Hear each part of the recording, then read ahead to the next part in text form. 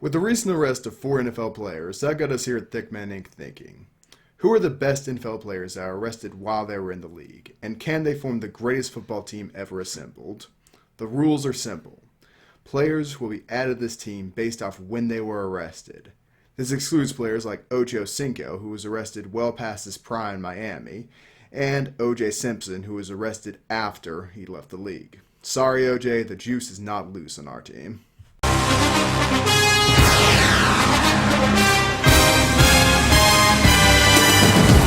Starting at quarterback, QB number 1, we have the infamous Michael Vick.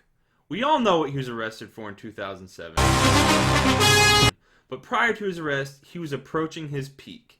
He was a 3-time Pro Bowler, and in 2006, he passed for 2,400 yards, 20 touchdowns, and ran for another 1,000 yards and 2 touchdowns. He was also the highest paid NFL player at this point.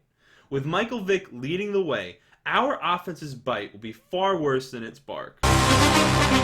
Holding the clipboard for our jailbreak squad is Dante Culpepper, a man with a storied career in Minnesota that ended when he stepped onto the Love Boat. Culpepper was arrested in 2005 after touching a stripper on the buttocks. This led to his rapid departure from the Purple People Eaters.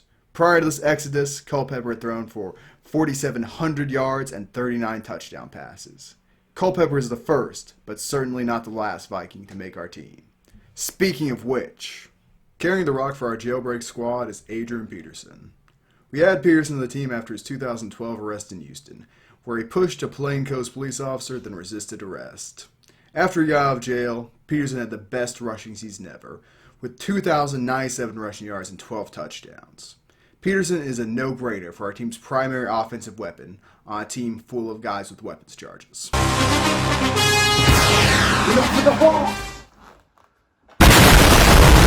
The player giving Adrian Peterson a breather is none other than Ravens great Jamal Lewis.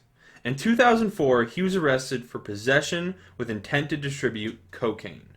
The season prior to his arrest, he had a historic 2,000-yard season, and during the season in which he was arrested, he had 1,000 yards in just 12 games. The combination of Peterson, Vick, and Lewis gives us by far the most deadly backfield ever assembled.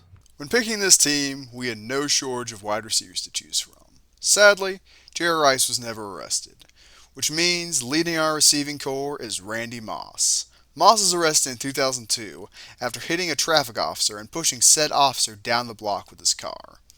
Moss is charged with assault with a deadly weapon and spent the night in a Minneapolis jail cell. While Moss won't be able to bring his car into the field, I don't think he'll need it. He's the second best wide receiver ever in the middle of his prime when the arrest took place. He is a no-brainer for our lead receiver. Coming in at wideout number 2, there is a true specimen.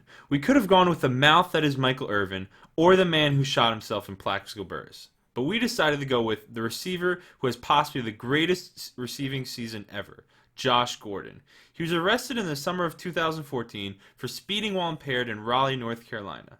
The season prior, he had 1,600 yards, 9 touchdowns in only 14 games, and was catching passes from the likes of Jason Campbell, Brandon Whedon, and Brian Hoyer. That is truly a remarkable feat, and perfect for our jailbreak squad. Rounding our skill players, we have Aaron Hernandez at tight end. The most obvious choice on this team and a story we all know. Before Hernandez was arrested, he was one of the best tight ends in the league. Unfortunately for him, he was stuck behind the most dominant tight end of all time in Rob Gronkowski. Even though Gronk is no longer in the way, Hernandez still won't be seeing the ball much due to a plethora of offensive weapons on this team. He will spend most of his time run blocking for Adrian Peterson and Michael Vick. I hope that doesn't make him angry. You wouldn't like him when he's angry. Starting at right tackle, protecting Michael Vick's blindside, we have 11-time Pro Bowler, 9-time All-Pro, and Hall of Famer Willie Roaf. His resume speaks for itself. In 2002, he got absolutely hammered and was arrested in Kansas for drunk driving, making him eligible for our elite group of individuals. On the other end of the line, we have a man who will undoubtedly be joining Roaf in the Hall of Fame once his career ends. I'm of course talking about the speed demon himself, Jason Peters. Many years ago in 2013, Peters was feeling envious of his former teammate Michael Vick. Why shouldn't he be able to move around high speeds? Why does he have to follow the harmful narrative of offensive linemen being slow? Well, Peters wouldn't let this stand.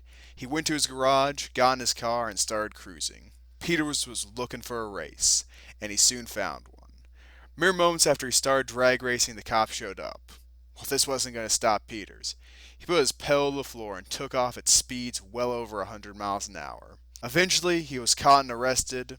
However, in those few moments, Peters was truly like Michael Vick, in more ways than one. Leading the way at left guard, we have Marco Rivera, three-time Pro Bowler for the Green Bay Packers. He protected Hall of Famer Brett Favre.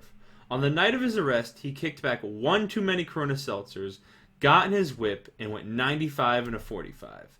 His pure speed will open up running lanes for our elite backfield. At right guard, we have the illustrious David Deal.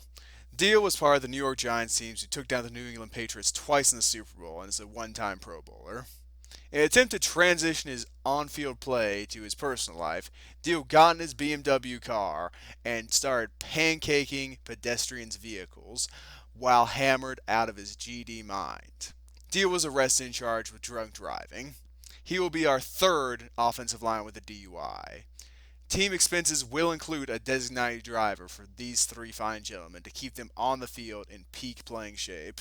Rounding out our team, we have at center Barret Robbins, who's best known for having a mental breakdown days before Super Bowl 37 against the Tampa Bay Buccaneers.